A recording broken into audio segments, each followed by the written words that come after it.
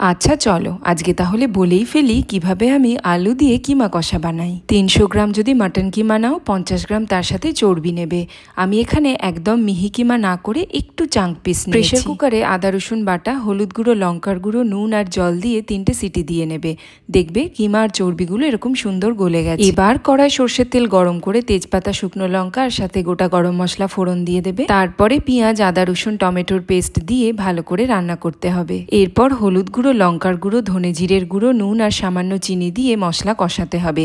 কষানোর সময় সামান্য একটু জল দিয়ে নিও। এখন ডুমো করে কেটে রাখা আলুগুলো দিয়ে খানিকক্ষণ কষিয়ে নেবার পরে সেদ্ধ করে রাখা কিমা আর তার সাথে স্টকটাও দিয়ে কিমার সাথে মশলা ভালোভাবে মিশিয়ে নিয়ে সবকিছু সুসিদ্ধ হয়ে যাওয়া পর্যন্ত রান্না করতে হবে।